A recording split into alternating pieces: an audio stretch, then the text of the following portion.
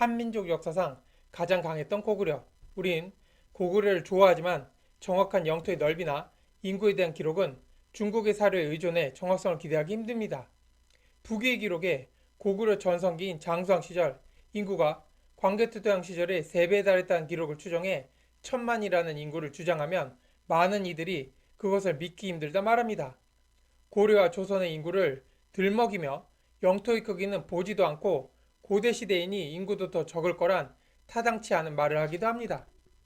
그렇다면 검증하기 위한 방법은 고조선부터의 인구를 영토의 크기와 비교한다면 어느 정도 인구가 가능한지 알 수 있습니다. 고조선은 우리나라 최초의 국가입니다. 하지만 한 나라에게 멸망당하며 역사는 사라졌죠. 우리가 아는 기록은 모두 중국의 기록이며 인구에 대해서는 고조선이 멸망하고 그 땅에 들어선 한사군의 인구를 기록한 기록뿐입니다. 중국 한서지리지의 한사군의 인구에 대한 기록을 보면 요동군, 현도군, 낙랑군을 합쳐 대략 90만 명이라 기록합니다. 고조선이 한나라와 1년 이상 전면전을 했으니 이 인구는 전쟁으로 인한 인구 급감 후 점령지의 인구를 조사한 것이라 추정할 수 있습니다. 또 한서지리지의 요동과 요서의 인구가 100만이란 기록도 존재합니다. 이는 그 당시도 요령의 인구 밀도가 작지 않았음을 의미합니다. 또 발해 중개 인구를 최소 300만 이상으로 추정하는데 발해의 영토가 고구려에 버금갔으니 고구려도 그 인구 수준을 넘어서지 못했을 거라 말하지만 인구는 땅의 넓이와 함께 어떠한 지역이냐도 크게 좌우합니다. 발해와 고구려의 겹치는 지역 외에 차이 지역을 본다면 고구려는 요령 지방과 북만주 그리고 한반도 내의 영역을 발해는 연해주를 가지고 있었음을 알 수 있습니다. 이 지역의 인구 밀도의 차이점이 고구려 인구가 발해보다 많은 이유이며 또한 그 땅에서 백성들이 어떠한 경제활동을 하느냐도 인구에 크게 영향을 미칩니다. 넓은 땅에 목축을 주 업으로 삼는다면 인구 밀도는 극히 적을 것이고 농경의 비율이 높다면 인구는 더욱 많을 것이며 그 땅이 따뜻한 남쪽에 있다면 더욱 농업 생산이 높아 인구가 더욱 많을 것입니다. 그렇기에 장수왕이 인구와 생산력이 더 높은 남쪽으로 남진 정책을 취한 것입니다. 또 고구려 멸망 당시 인구에 대한 중국 기록에 69만호라는 기록은 350만의 인구에 해당하며 수십 년 수단과의 전쟁으로 인구가 급감하고 영토 또한 최대 영토에 비해 상당수 줄었음에도 이러한 인구라면 전성기에는 훨씬 더 많은 인구가 있었음을 추정할 수 있습니다. 고구려 인구가 69만호라는 것은 과호, 즉 국가의 조세, 군역 등의 부가 단위로서 호수이고 실지 자연호는 약 150만호, 인구 약 700에서 800만 정도 되었다고 보고 있습니다.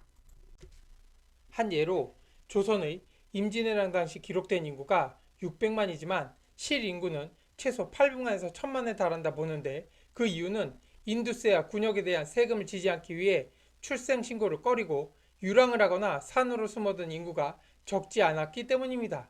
즉 고구려 전성기의 인구는 조선시대의 인구에 이른 것이니 영토의 넓이를 생각한다면 불가능한 일이 절대 아닌 것입니다.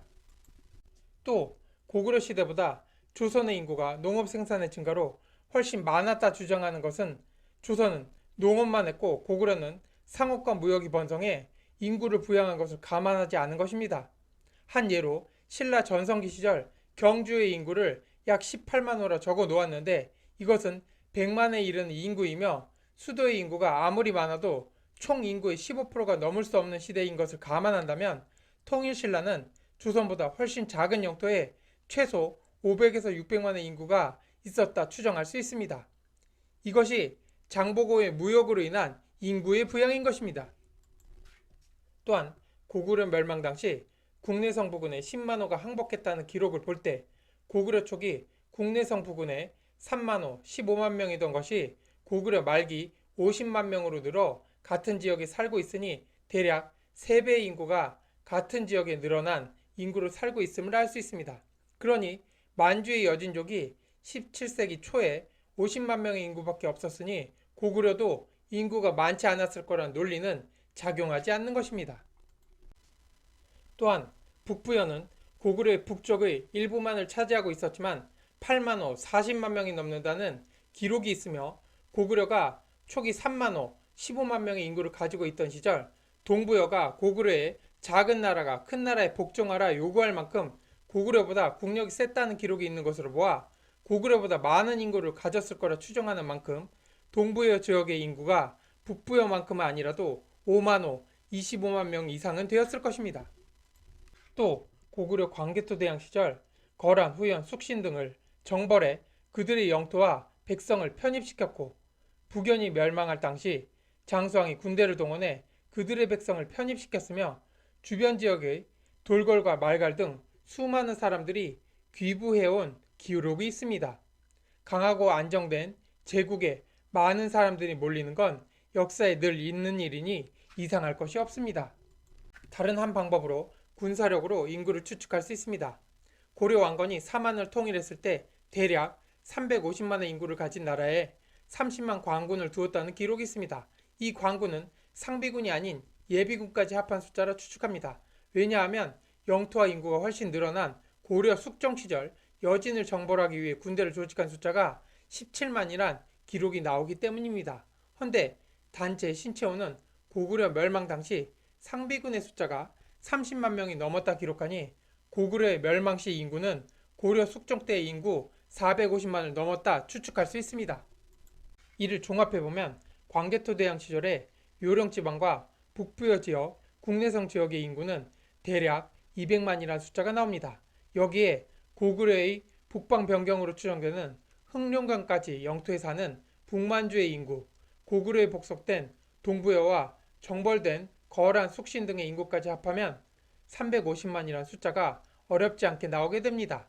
이후 장수왕의 남진으로 경상도와 충청도까지 절반 이상 점령해 인구를 크게 늘렸고 상업의 번생과 타 지역에서의 고구려의 이주는 인구를 3배로 늘리기에 충분한 동기가 됩니다. 요동요소 100만, 북부여 8만호 40만, 국내성북은 3만호 15만, 동부여 5만호 25만, 한반도 내 고구려 130만 명. 혹자는 말합니다. 농업 생산력이 3배가 늘지 않았는데 어떻게 수십 년 만에 인구가 3배 늘 수 있냐고.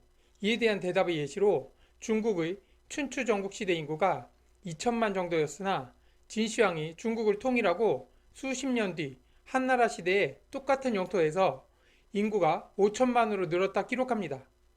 2배 이상 인구가 늘어난 것입니다. 수많은 나라로 찢어져 완충지 역할을 하고 전쟁에 대비해 군사지역이던 백성이 살지 못하던 땅이 모두 백성들의 삶의 터전으로 바뀌었기 때문에 영토의 효율이 극대화된 것입니다. 통일신라의 행정구역은 구주 5소경이며 고구려는 62주에 이릅니다. 각 주의 크기가 같지 않지만 최소한의 넓이만 잡아도 고구려는 통일신라의 6에서 7배의 영토를 지녔다는 추산이 나옵니다. 통일신라의 인구를 500만 정도로 추산하니 고구려의 인구가 1000만이라 해도 상상이라는 둥 헛소리라는 얘기는 하기 힘들 것입니다. 예전의 인구 조사가 지금과 같은 정확성을 기대하기 힘들지만 그건 조선과 고려도 마찬가지였습니다. 우린 시대를 비추어 추산할 뿐입니다. 고구려의 최대 강역은 서로는 태원, 북경 부근에서 내몽골까지, 북으로는 흑룡강, 동으로는 연해주 부근까지로 추정되며 실질상 연해주의 흑수부 말갈족을 제외하면 말갈족 또한 고구려의 통치를 받았다 사료됩니다. 그렇다면 만주와 요령, 한반도의 남부를 제외한 전 지역을 통치한 고구려는 인구 대국이어도 전혀 문제될 것이 없으며 유목의 비율이 절대적이었던 거란과 여진이 세운 나라들과 비교될 수 없는 인구를 가졌음이 자명합니다. 고대 시대부터 현재까지 그 나라의 인구는 나라의 국력과 크게 연관되어 있습니다. 영토를 넓히고 지두우란 비단길 끝에 무역로를 장악해 부국을 이루고 군사력이 강해지자 인구가 크게 늘어난 고구려. 지금 저출산 시대에 부강국을 이룬 고구려의 인구 증가는 우리에게 다시 크고 강한 나라를 만들라는 역사적 교훈을 주고 있습니다.